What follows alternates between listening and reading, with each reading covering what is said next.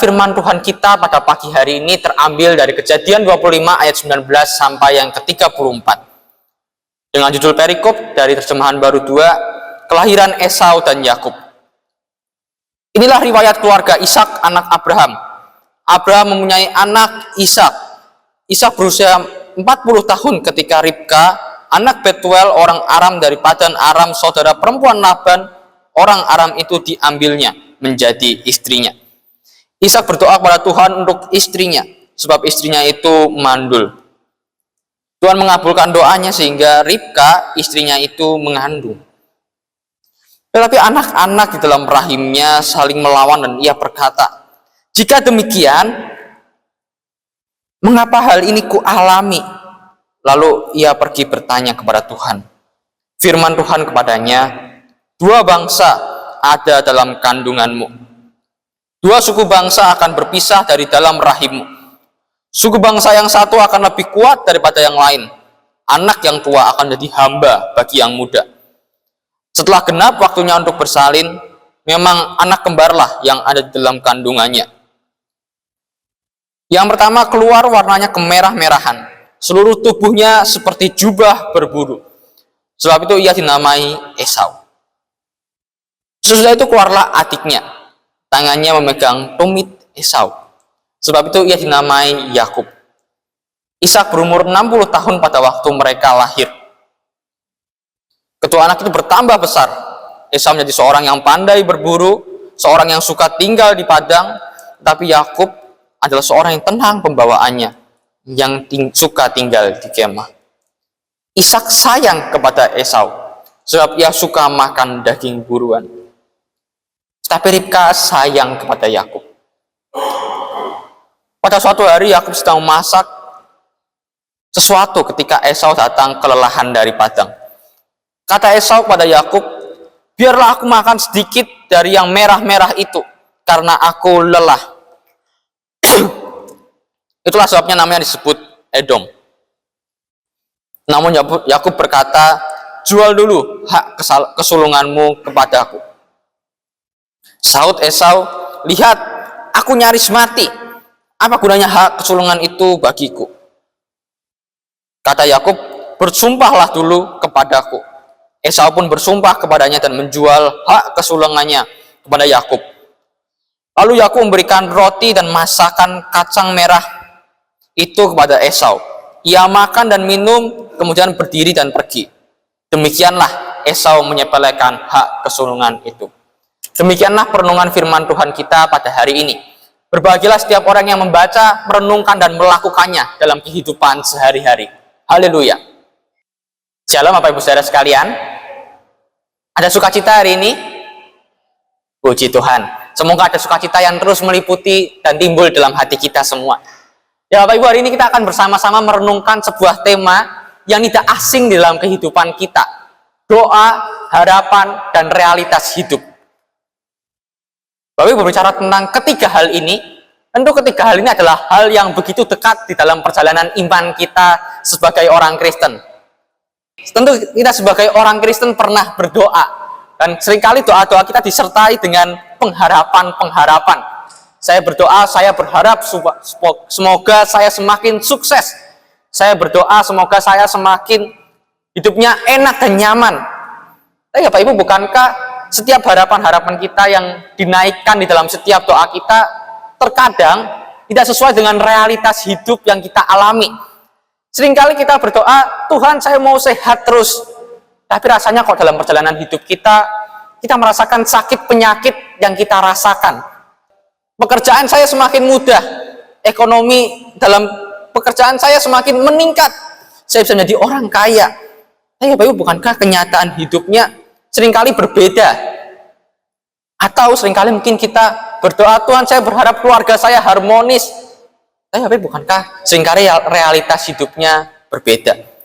Bapak Ibu, seringkali ketika harapan itu tidak sesuai dengan realitas hidup kita bisa mempertanyakan di manakah Allah dalam kehidupan kita.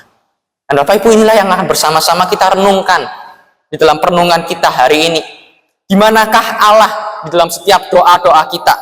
Di manakah Allah di dalam setiap pengharapan kita? dan di manakah Allah di dalam setiap realitas hidup yang sedang kita alami hari ini. Bapak Ibu, saya akan membuka khotbah kita dengan sebuah kisah dari seorang pengacara dan pengusaha terkenal di Chicago pada pertengahan abad yang ke-19. Dia bernama Horatio Gates Spafford. Beliau adalah seseorang yang aktif melayani di gerejanya. Kalau tidak salah, dia adalah seorang penatua di gerejanya. Dia juga dikenal sebagai seseorang yang hidupnya dermawan, suka menolong orang lain, dan hidup dalam kesalehan.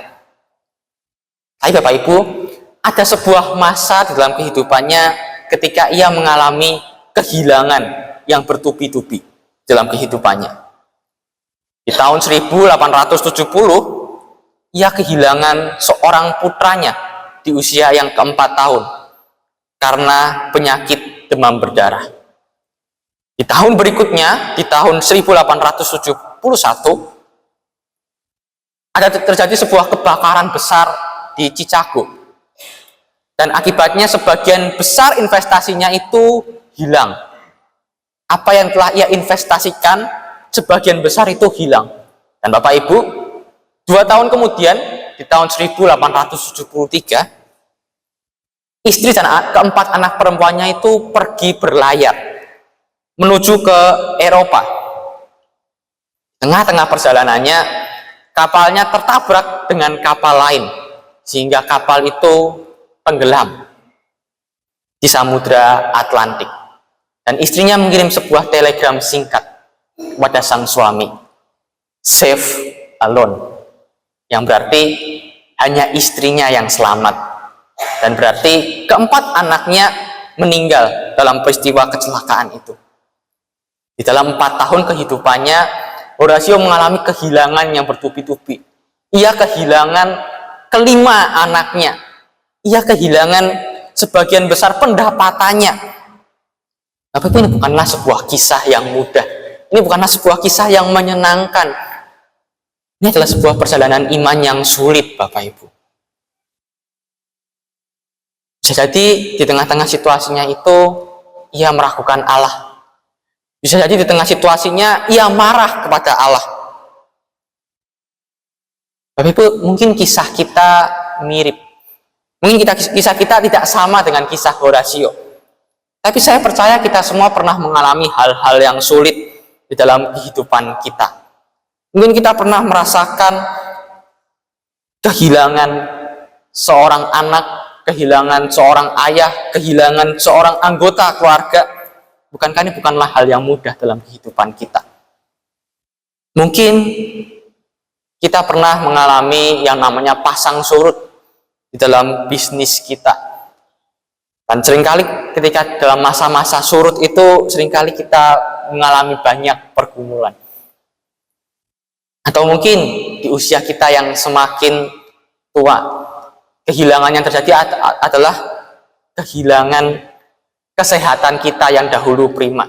Semakin lama kita semakin terbatas. Atau mungkin buat teman-teman remaja dan pemuda yang saat ini masih duduk di bangku baik sekolah maupun kuliah, mungkin kita sedang bergumul dengan pertemanan, lingkungan pertemanan kita yang toksik, yang banyak yang bully. Atau mungkin kita mulai khawatir, setelah lulus mau kemana ya? Bapak Ibu, kehidupan kita dipenuhi dengan setiap hal-hal sulit yang terjadi dalam kehidupan kita. Lalu di tengah itu semua, jadi kita bertanya, di manakah Allah? Dan inilah kisah yang akan kita bersama-sama renungkan. Kisah keluarga Ishak di dalam menghadapi gelombang kehidupan yang tidak mudah dari keluarga mereka.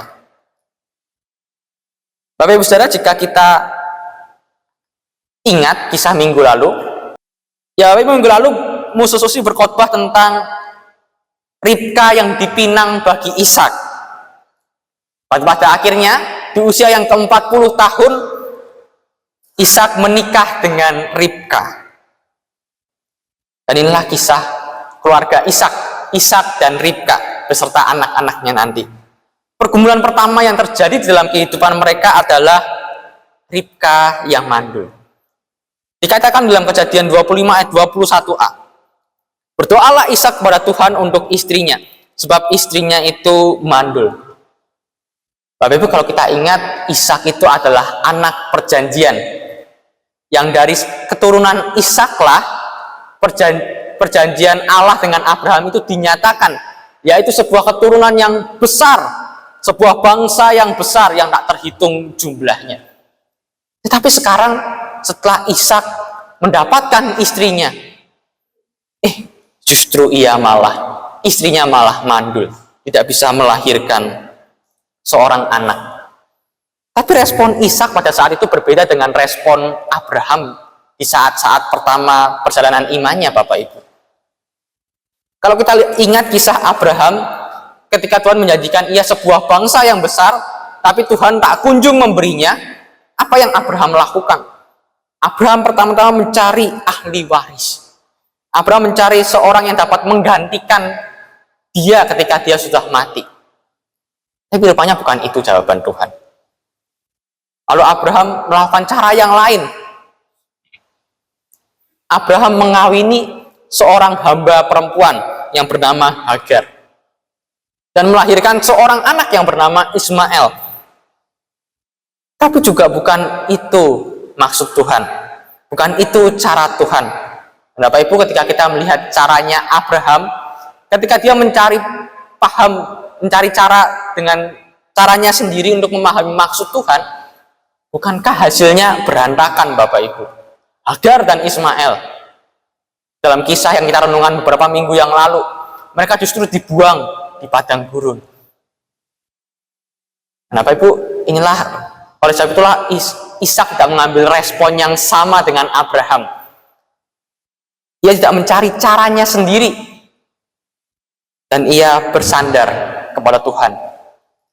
Maka apa yang Ishak lakukan? Bapak Ibu, Ishak berdoa kepada Tuhan. Bapak Ibu, kesetiaan Ishak untuk bergantung kepada Tuhan adalah iman yang telah diwariskan oleh Abraham. Ketika Ishak dan Abraham berjalan bersama-sama di kaki Gunung Moria, ketika Ishak hendak dipersembahkan kepada Allah, Ishak bertanya kepada Abraham, apa yang akan kita persembahkan? Kita nggak membawa apapun juga. Tapi justru Abraham berkata, Allah akan menyediakan yang terbaik bagi kita. Apa inilah iman yang telah dipelajari oleh Ishak dari Abraham.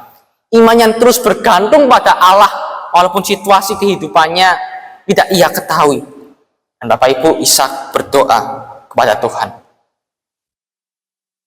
Tapi kalau kita cuma melihat respon Ishak yang berdoa, tentu saya percaya kita semua bisa melakukannya. Ini adalah sebuah respon yang mudah. Tapi Bapak Ibu, jika kita melihat berapa panjangnya Ishak berdoa, mungkin jadi kita dalam perjalanan iman yang mulai meragukan Tuhan. Bapak Ibu, kalau kita lihat di dalam ayat yang ke-20, Ishak itu menikah di usia yang ke-40 tahun. Dan Ishak di ayat yang ke-26 dikatakan baru dikaruniai seorang anak pada usia yang ke-60 tahun. Berarti ada masa 20 tahun Ishak berdoa.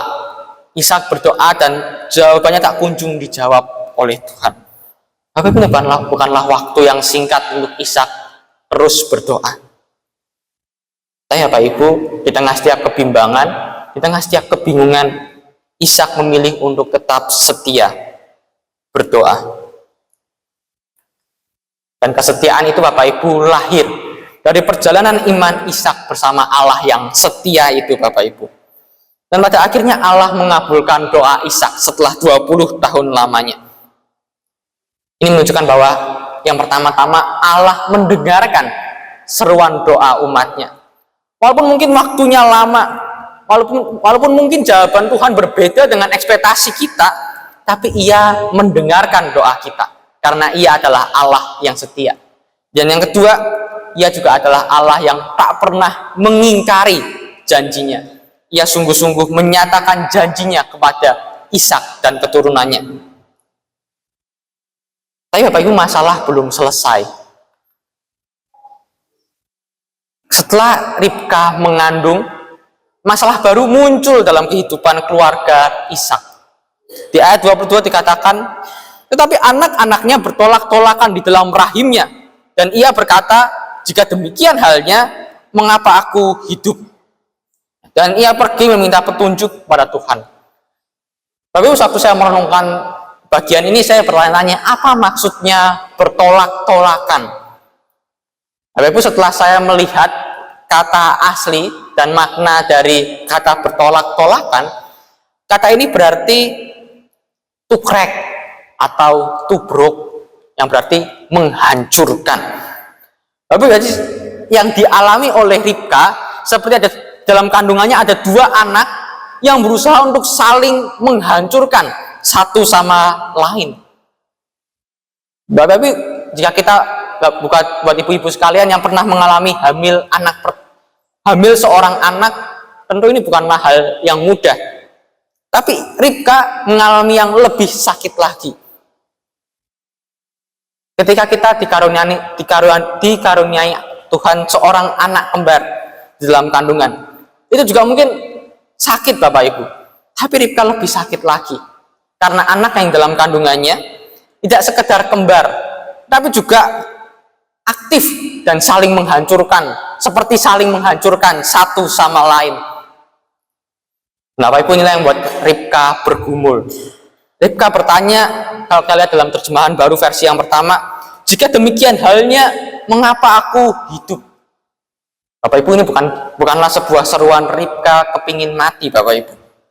Tapi ini adalah seruan akan beratnya pergumulan yang Ribka hadapi ketika ada dua anak di dalam kandungannya yang saling menghancurkan satu sama lain.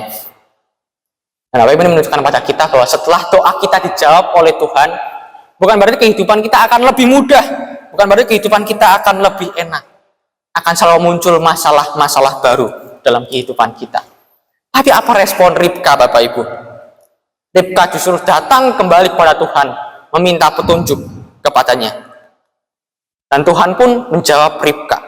Di ayat 23 dikatakan, firman Tuhan kepadanya, dua bangsa ada dalam kandunganmu, dan dua suku bangsa akan berpencar dari dalam rahimmu. Suku bangsa yang satu akan lebih kuat dari yang lain, dan anak yang tua akan menjadi hamba kepada anak yang muda. Tuhan nggak menjawab doa Ribka dengan ketenangan di dalam kandungannya. Tuhan nggak menjawab doa Ribka dengan kemudahan yang terjadi dalam setiap proses kehamilan yang ada. Tapi Tuhan menjawabnya dengan firman Tuhan. Firman yang menolong Ribka untuk melihat sebuah rencana Tuhan yang lebih besar dalam masalah yang ia hadapi saat ini. Dan Bapak Ibu, bukankah kita melihat kedua anak Ribka pada akhirnya menjadi sebuah nenek moyang dari bangsa yang besar. Esau akan menjadi nenek moyang dari bangsa Edom, dan Yakub akan menjadi nenek moyang dari bangsa Israel. Dua bangsa yang besar. Tuhan justru menunjukkan rencananya kepada Ribka. Karena yang Ribka butuhkan pertama-tama bukanlah kemudahan, tapi pengharapan, Bapak Ibu. Pengharapan bahwa Allah itu adalah Allah yang setia, yang tak pernah meninggalkan umatnya, dan juga Allah yang memiliki setiap rencana dalam kehidupan kita yang tak mudah. Bukankah ini yang diucapkan yang menjadi ayat kesukaan kita, Bapak Ibu? Dalam Roma 8 ayat 28. Kita tahu sekarang bahwa Allah turut bekerja dalam segala sesuatu untuk mendatangkan kebaikan bagi mereka yang mengasihi Dia, yaitu bagi mereka yang terpanggil sesuai dengan rencana Allah. Bapak Ibu Saudara, dasar pengharapan kita adalah firman Allah. Firman yang telah dinyatakan kepada Allah melalui Alkitab yang kita baca sehari-hari. Tapi Bapak Ibu, setelah kedua masalah ini terlewati, masalah baru muncul kembali. Inilah yang dihadapi oleh rumah tangga pada umumnya. Kejadian 25 ayat 28 berkata, Ishak sayang kepada Esau sebab ia suka makan daging buruan, tapi Ribka kasih pada Yakub. Bapak Ibu, ada sebuah benih-benih perpecahan yang terjadi di dalam keluarga Ishak dan Ribka. Ini masalah yang terjadi bukan karena Allah itu tidak setia pada mereka, tapi masalah ini terjadi karena keterbatasan kita sebagai manusia yang berdosa, yang seringkali tidak setia kepada Allah. Kenapa itu masalah itu membesar di dalam ayat ke-29 sampai ke ayat 34 di dalam kisah Esau dan Yakub. Di ayat 28 dikatakan, di dalam ayat 32 dikatakan, "Sahut Esau, sebentar lagi aku akan mati. Apakah gunanya bagiku hak kesulungan itu?" Bapak Ibu, ketika kita baca bagian ini, apakah Esau benar-benar akan mati Bapak Ibu kalau dia nggak makan? Rasanya enggak Bapak Ibu. Ini bukanlah Esau sedang sekarat, tapi ini Esau yang sedang membesar-besarkan masalah yang ia hadapi. Dan disitulah celah bagi Yakub untuk mencapai tujuannya. Dia melakukan sebuah barter antara semangkuk kacang merah dengan hak kesulungan. Pada masa itu Bapak Ibu, hak kesulungan bukan hanya bicara soal warisan tanah, bukan hanya bicara soal keuangan, tapi juga bicara soal janji perjanjian Allah dengan keluarga Abraham. Dan Ishak menukarnya. Mengapa Ishak berani menukar hak kesulungan yang begitu penting itu kepada Yakub? Di ayat 34 dikatakan karena Esau memandang ringan hak kesulungan itu. Di tengah masalahnya yang tidak begitu besar Bapak Ibu, Esau sudah mencari jawaban yang sesuai dengan kehendak Tuhan. Tapi dia mencari jawaban yang cepat dan instan daripada mementingkan janji Tuhan. Tapi Bapak Ibu, bukankah kisah Esau juga adalah kisah kita sehari-hari? Tapi mungkin seringkali dalam kehidupan kita, di tengah setiap masalah yang kita hadapi, seringkali kita pakai cara kita sendiri yang lebih pasti, yang lebih instan. Tapi seringkali itu bertentangan dengan kehendak Tuhan. Dan Bapak Ibu, ini adalah masalah yang besar. Karena jika kita melihat kisah berikutnya, masalah ini akan semakin lama semakin panjang Bapak Ibu. Kita melihat setelah itu kisah ini berakhir dengan perpisahan antara Esau dan Yakub. Esau mau bunuh Yakub sehingga Yakub harus lari dalam tanah pengembaraan. Tidak hanya itu Bapak Ibu, keturunan Yakub yang ada di bangsa Israel yang besar itu, bukankah kita tahu kisahnya Bapak Ibu? Mereka hidup dalam dosa demi dosa, penyembahan berhala demi penyembahan berhala. Mengapa mereka menyembah berhala Bapak Ibu? Karena mereka lebih mencari sesuatu yang instan dan nyaman, sesuatu yang terlihat depan mata mereka daripada pengharapan yang tidak tahu seperti apa yang akan mereka hadapi. Dan bukankah caranya itu bukannya membuat bangsa Israel semakin berpengharapan, tetapi semakin kehilangan pengharapan? Akan terjadi perpecahan di antara antara dua bangsa Israel. Israel Utara dan Yehuda Selatan. Tidak hanya itu, masa-masa pembuangan, pergi jauh dari tanah perjanjian yang Tuhan berikan. Tidak hanya itu, masa diam selama 400 tahun. Ketika Tuhan tidak menyampaikan firman-Nya melalui para nabi-nabi. Masalah Israel akan semakin berat ketika mereka tidak berjalan bersama dengan Sang Allah. Mereka akan semakin kehilangan pengharapan itu. Ayo Bapak Ibu, dalam kisah ini, di manakah Allah yang setia itu Bapak Ibu? Dalam kisah besar Allah, di manakah Allah yang setia itu? Di tengah ketidaksetiaan umatnya, masihkah Ia menyertai umatnya yang tidak setia ini? Berita anugerahnya terambil dari Galatia 4 ayat 4 sampai 5. Tapi setelah genap waktunya, maka Allah mengutus anaknya yang lahir dari seorang perempuan dan takluk pada hukum Taurat. Ia diutus untuk menebus mereka yang takluk kepada hukum Taurat, supaya kita semua diterima menjadi anak. Bapak Ibu Saudara, di dalam Kristus, Allah tidak hanya menjawab setiap doa kita. Allah tidak hanya berbicara kepada kita melalui firman-Nya, tetapi di dalam Kristus, Allah sendiri datang kepada umatnya, turun ke dalam dunia menjadi seorang manusia. Di tengah setiap pergumulan hidup kita, di setiap tantangan-tantangan iman yang kita hadapi, Dia tidak lagi hanya sekedar menguatkan kita melalui jawaban-jawaban doa. Dia tidak lagi sekedar menyatakan firman-Nya untuk memberikan kekuatan bagi hidup kita. Tapi Ia juga berjalan bersama kita, menanggung setiap penderitaan kita. Dan bukankah ini yang dikatakan oleh Nabi Yesaya?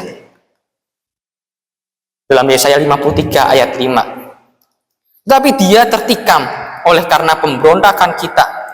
Dia diremukkan oleh karena kejahatan kita. Ganjaran yang mendatangkan keselamatan bagi kita ditimpakan kepadanya. Dan oleh birur-birurnya kita menjadi sembuh. Lalu Dialah yang menanggung setiap pergumulan kita. Dia yang menanggung setiap beban hidup kita. Dia yang menanggung setiap dosa-dosa kita. Dan Bapak Ibu, di atas kayu salib itu, Ia menerima setiap rasa sakit kita. Ia menerima setiap pergumulan-pergumulan hidup kita. Dan Ia menerima setiap penghukuman yang seharusnya diberikan kepada kita. Dan Yesaya mengatakan, oleh bilur-bilurnya, kamu telah sembuh.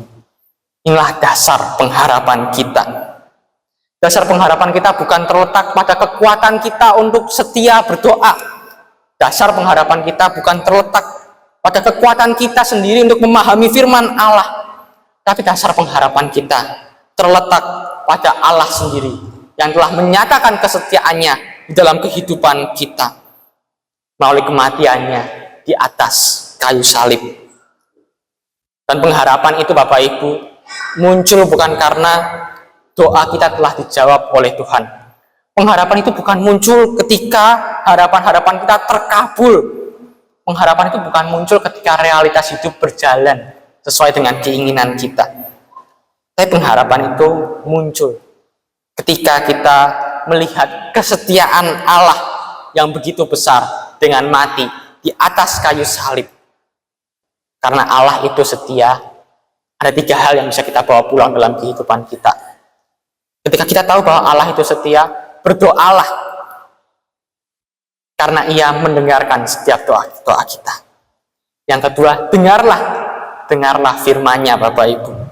Karena Ia mau berbicara kepada kita lewat firman-Nya.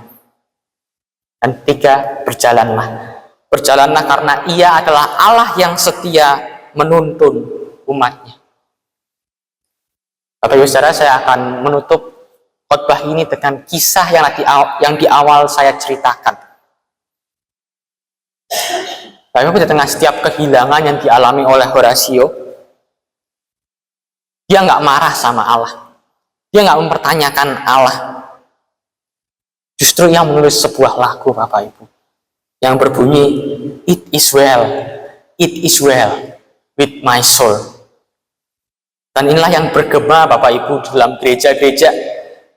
Dan kiranya Allah yang setia, yang telah menuntun Ishak, yang telah menguatkan Horatio, juga adalah Allah yang sama, yang akan terus menguatkan kita untuk terus berjalan di tengah setiap pergumulan hidup kita yang tak mudah ini. Amin. Mari bersama-sama kita berdoa.